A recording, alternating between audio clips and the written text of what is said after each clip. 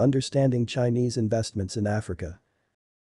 Africa has become the world's fastest urbanizing region, with rural migrants moving to cities at a rate that has even outpaced China and India as the continent becomes one of the final frontiers of the fourth industrial revolution. This rapid transition presents huge challenges, but it also offers significant benefits for countries willing to invest billions in an infrastructure building revolution unlike anything the world has ever seen, and no country has responded to Africa's call more than China.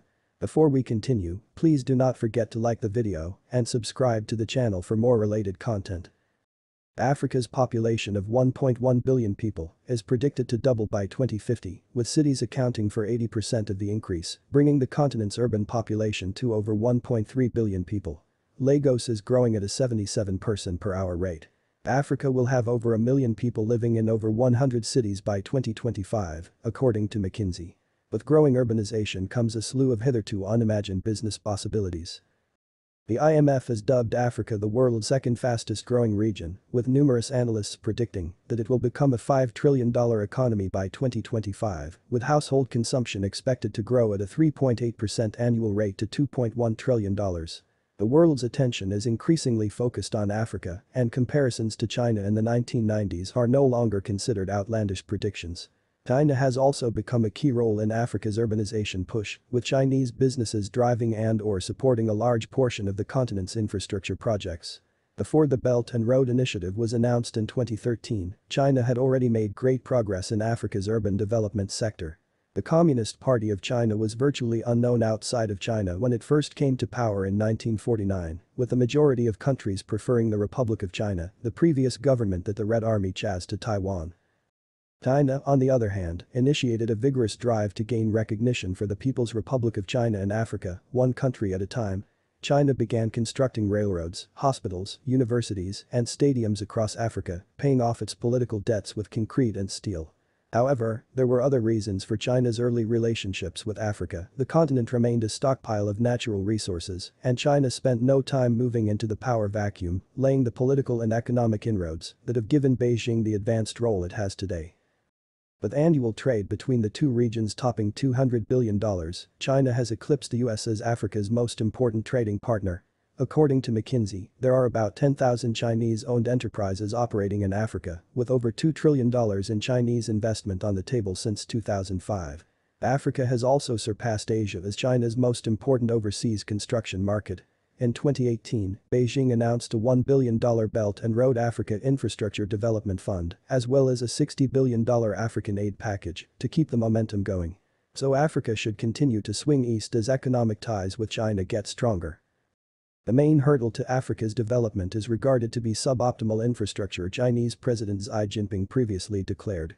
To fulfill demand, African countries would need to invest $130 to $170 billion each year on infrastructure, according to the African Development Bank, but they are $68 to $108 billion short. China has made infrastructure development in Africa a top priority. Infrastructure is Africa's most urgent need, and China is uniquely positioned to provide it. Many African leaders are fully aware that China was once in their shoes, a backwater country with a GDP of less than 2% of global GDP, barely 30 years ago.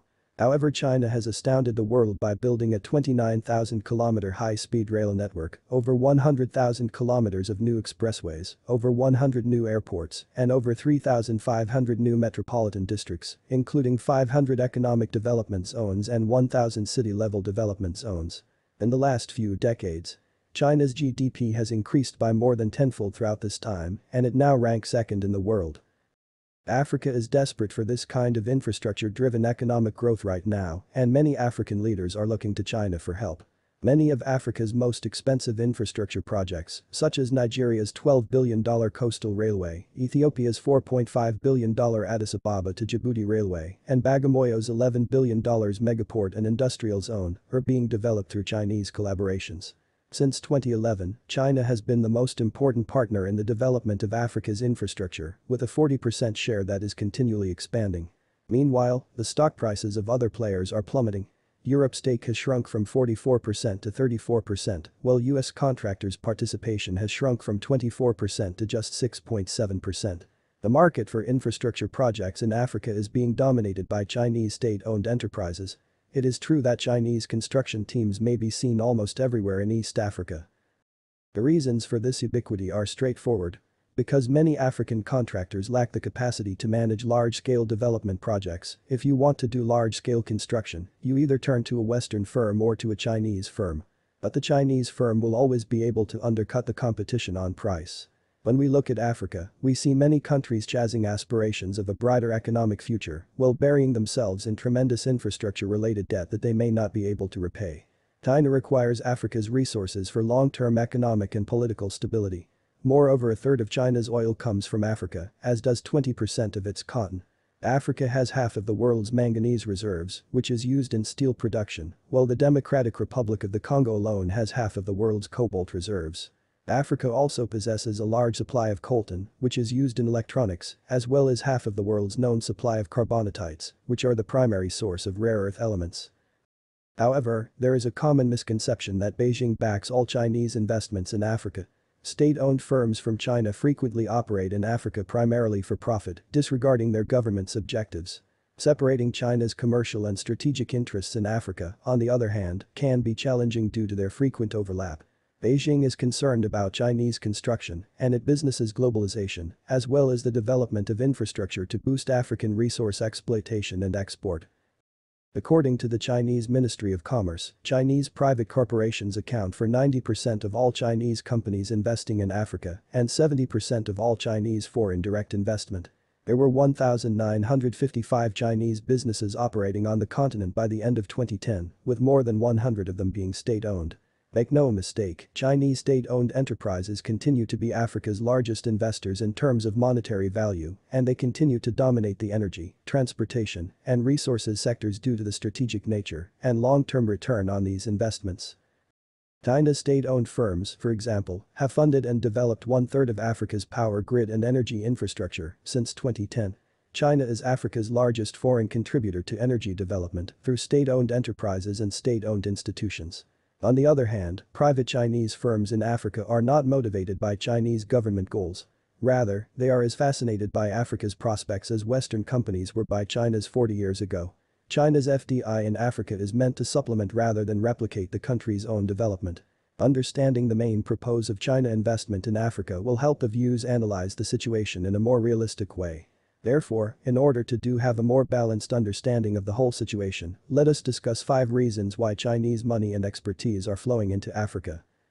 Reason number 1. The labor premium is no longer in China. The population of China is rapidly aging. By 2050, China will be an elderly society with a median age of 51. In the United States, it is estimated to be 43, whereas in the European Union, it will be 47. By 2060, one-third of China's population will be over 65, making it one of the world's oldest countries. All of this suggests that China will age before becoming prosperous. The average GDP per capita in the United States, Japan, and South Korea was $24,000 when 12.6% of the population was seniors, those aged 60 and up. At the same age, China's GDP per capita was $10,000. Africa's labor force is expected to surpass China and India combined by 2034. Africa's population is anticipated to reach 2.5 billion by 2050, whereas China's population will fall below 1 billion. With these numbers in mind, Africa's young workforce is exactly what China's labor-intensive businesses are looking for right now. Reason number 2. China is no longer low cost. China's per capita GDP reached $11,000 in 2020, solidifying its status as a high middle-income country, on the cusp of becoming a high-income country. As a result, it no longer has the labor cost efficiency required for moderate to low-end global supply chains. Sub-Saharan Africa's GDP per capita was $1,596 in 2019. As a result, Chinese companies are deliberately integrating global products in demographically similar demographic regions, such as the ASEAN Economic Union and, increasingly, Africa. Sany Group, a Chinese industrial equipment behemoth with a 60% African workforce, presently employs 12,000 heavy excavators on African soil and is working with the Kenyan government to build 35,000 housing units in 2019. Given China's comparatively high labor costs and logistics costs, the corporation would be better off producing in Africa for Africa. Reason number 3, China has transformed from a large agrarian society to the largest agricultural importer in the world. Pork inflation in China hit 112% between 2019 and 2020, while food inflation remained in double digits for the bulk of the year. Simultaneously, China's growing urbanization has ruined much productive soil and attracted farmers out of rural areas in quest of city life, abandoning land for income. Because China's middle class is expected to rise from 400 million to 800 million by 2030, structural agricultural deficiency is not just a potential social destabilizer, but also a national security threat. China imports a vast range of African agricultural products, from cereals to red wine. China is shifting its agri imports from the United States to other economies as geopolitical tensions between the two countries rise. African-Chinese agriculture trade, as well as Chinese agritech investment in Africa, serves both commercial and strategic objectives. Reason number 4. Africa's exports to China can only increase by investing in upstream production as China transforms from the world's factory to the world's consumer market. Since the 2000s, China's trade with Africa has expanded by a factor of 20, totaling $200 billion, while its foreign direct investment in Africa has increased by a factor of 100, totaling $49.1 billion in 2019. China's foreign direct investment in Africa totaled $110 billion in 2019, accounting for almost 20% of the continent's economic growth. Chinese foreign direct investment has expanded African supply to satisfy growing middle-class demand. Reason number 5. Africa is a fast-growing consumer market. Africa has 350 million middle-class people, which is similar to China's 400 million. Africa had 40.7% of its population living in cities in 2019, whereas China had a rate of urbanization of 55%. With increased demand for smart city development, energy, consumption, education, entertainment, finance, and health, Africa's growing middle class has similar interests to consumers in other areas of the world. Many Chinese private firms are exporting China's economic techniques, intellectual property, and technical platforms to rising countries. With all these development going on the continent between Africa and China, we can all have different argument whether China is behaving as the new colonial master, and many African countries are indebting themselves along the process. The truth of the matter is, Africa and its people are in dire need for economic development to sustain its huge population, and there is no development without infrastructure. Now, where does the money to pay for the infrastructure cost comes from? It is not really the most important question. The question should be, who is willing to invest huge amount of money to alleviate the infrastructure deficit in Africa? That question is being answered by China.